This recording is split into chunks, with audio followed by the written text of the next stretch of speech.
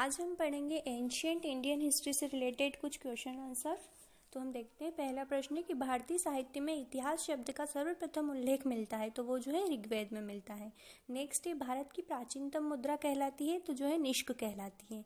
Next है indica के लेखक हैं, तो इंडिका के लेखक कौन है? मेगस्थनीज है। नेक्स्ट है कौन सा साहित्यिक स्रोत बौद्ध धर्म से संबंधित नहीं है, तो जो वेद है वो बौद्ध धर्म से संबंधित नहीं है। अगला है महाभारत की रचयिता कौन है, तो महाभारत जो है वेद व्यास जी ने लिखी थी। नेक्स्ट है पूरा पाषाणकालीन अर्थव्यवस्था किस पर आधारित थी, तो जो पूरा पाषाणकालीन अर्थव्यवस्था है वो आखेट और खाद्य संग्रहण पर आधारित थी। नेक्स्ट शैल चित्रकला के सर्वोत्तम उदाहरण भारत के किस राज्य में मिलते हैं, तो मध्य प्रदेश में मिलते हैं। नेक्स्ट भीमबेटका की खोज किसने की, तो वीएस वाकणकर अर्थात विष्णु श्रीधर वाकणकर ने की थी। हड़प्पा सभ्यता की सर्वाधिक महत्वपूर्ण विशिष्टता क्या है, तो जो नगर नियोजन और भवन निर्माण है। हड़प्पा नगर किस नदी के तट पर था, तो वो जो है रावी नदी के तट पर था। लोथल कहाँ स्थित है, तो लोथल जो है गुजरात राज्य में स्थित है। नेक्स्ट हड़प्पा सभ्यता में सिंडन किसे कहा जाता है, तो कपास को कहा जाता है। हड़प्पा कालीन कौन सी नदी का अस्तित्व अब नहीं है, तो जो सरस्वती नदी है उसका अस्तित्व नहीं है। नेक्स्ट वेदों की संख्या है, तो वेदों की कुल संख्या 4 है। अगला है कि कौन सा वेद सबसे प्राचीन है, तो जो ऋग्वेद है वो सबसे प्राचीन वेद है। नेक्स्ट संतान के जन्म के समय कौन सा संस्कार किया जाता है, तो जातकर्म संस्कार किया जाता है। नेक्स्ट वैदिक युग में प्रमुख देवता कौन थे, तो वैदिक युग के प्रमुख देवता जो है वरुण थे।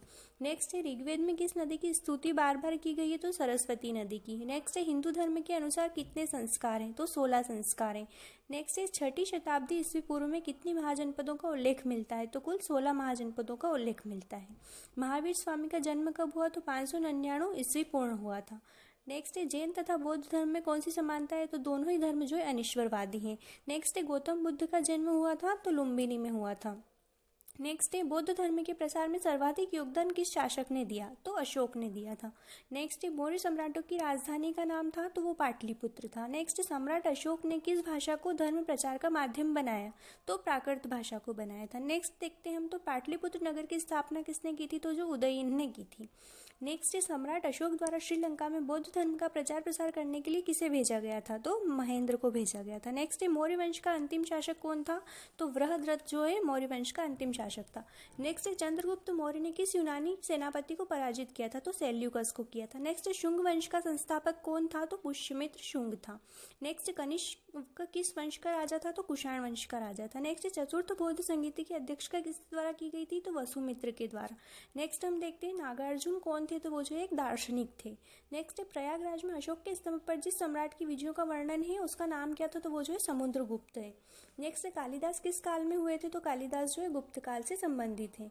भारतीय नेपोलियन किसे कहा जाता है, तो समुद्रगुप्त को कहा जाता है। नेक्स्ट एलोरा के प्रसिद्ध कैलाश मंदिर का निर्माण किस शासक ने करवाया था, तो जो है कृष्ण प्रथम ने करवाया था। नेक्स्ट देखते हैं हम कि भीतरी अभिलेख में किस गुप्त सम्राट का वर्णन है, तो समुद्रगुप्त का है। नेक्स्ट चीनी यात्री फाहियान की भारत यात्रा के समय गुप्त वंश में शासक कौन था, तो चंद्रगुप्त द्वितीय था। नेक्स्ट गौतम बुद्ध का सारथी कौन था, तो चरना था। नेक्स्ट कादम्बरी के लेखक कौन है, तो बाणभट्ट है। नेक्स्ट चीनी यात्री हेनसांग की यात्रा के समय शासक कौन था, तो हर्षवर्धन था। अर्थात हर्षवर्धन के काल में जो है हेनसांग ने भारत की यात्रा की थी।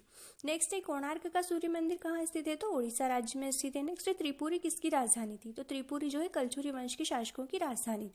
नेक्स्ट चंदेलों की राजधानी थी, तो खजुराहो जो है चंदेल वंश की राजधानी थी। नेक्स्ट है पृथ्वीराज रासो ग्रंथ के लेखक कौन है, तो चंद्रबरदाई हैं। और लास्ट क्वेश्चन है हमारा।